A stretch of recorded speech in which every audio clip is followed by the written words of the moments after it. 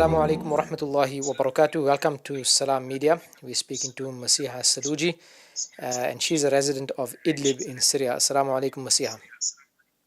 Wa alaikum assalam wa rahmatullahi wa barakatuh. Living in Syria at the moment, it must be very tense. The situation is not looking good on the ground. What's it like? It is very difficult at the moment. As you know, we've had invasions from different countries, so people are leaving to Syria in droves, trying to cross the border, trying to get elsewhere. And recently it seems as if Turkey is getting involved as well. So, alhamdulillah, while some see this as a good thing, others, feel it's just another country with more innocent people who are being pulled into the whole war.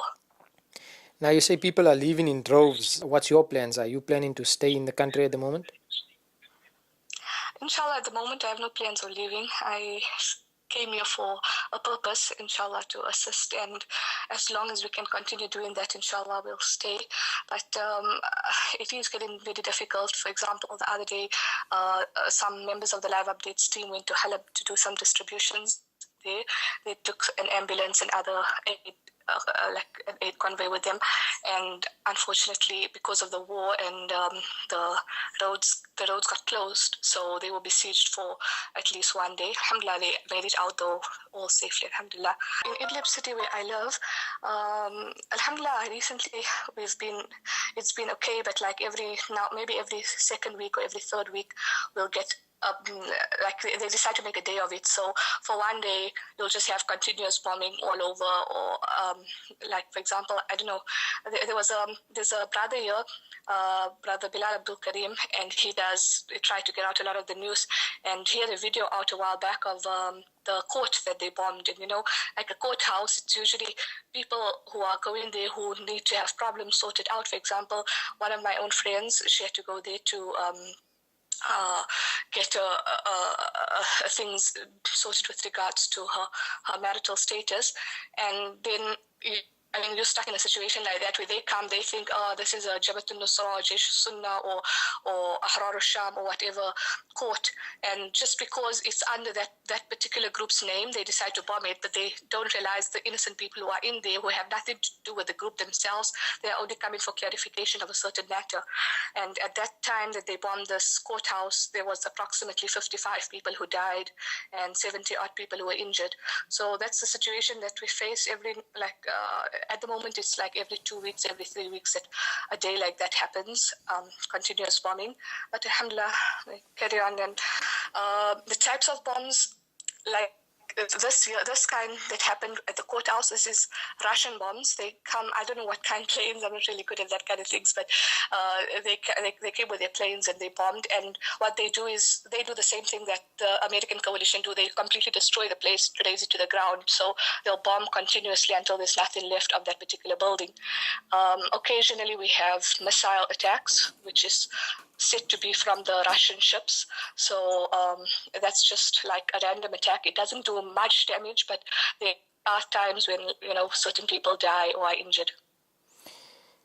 With regards to the food and the humanitarian crisis, are you beginning to feel that on the interior of Syria as well?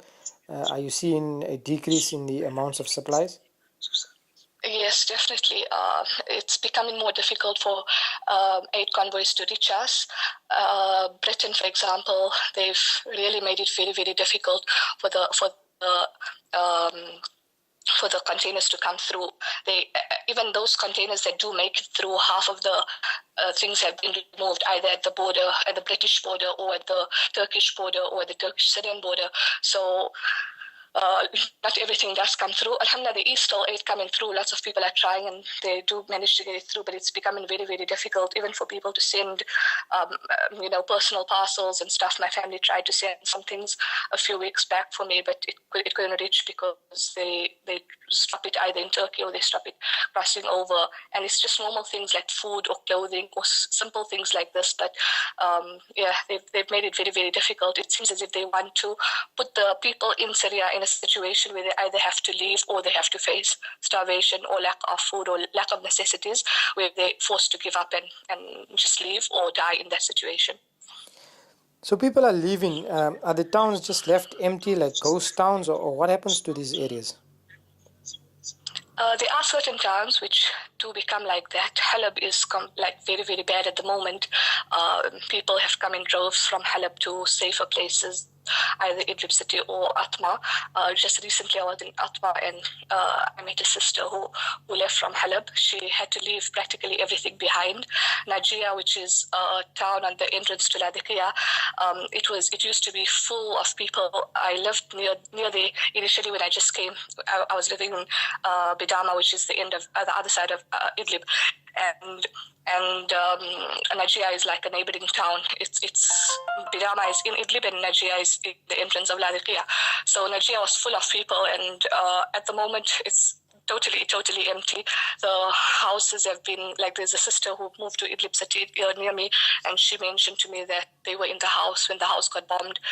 They lost all their belongings, so they just had to leave with whatever. Alhamdulillah, they made it out alive though, so they just had to leave with whatever little things they had on them.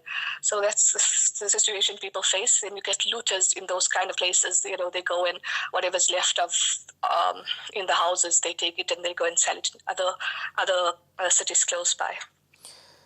So what makes up your day at the moment? What are you doing during the day, and how do you keep yourself busy? Well, actually, I'm teaching, but for a very limited time. I used to be teaching full time, but I'm pregnant and close to, inshallah, my due date is about 2 months away. So I've become very tired lately, but alhamdulillah, I'm still teaching. I teach Quran for there's a little boy who lives near me. He's 7 years old and he does hifz with me. And there's another sister who has three daughters. So she sends her 3 daughters over to me for Quran as well. So that's all that's currently keeping me busy with regards to the teaching. And then I'm still part of the Live Updates team. So we have a clothing distribution center here where we try and look for those families who are in need of clothing and stuff and get it to them. As I've moved out of Atma, where their main base is, I don't always help anymore with the tent villages and stuff. But if they do need me, then I go down once in a while and help out there.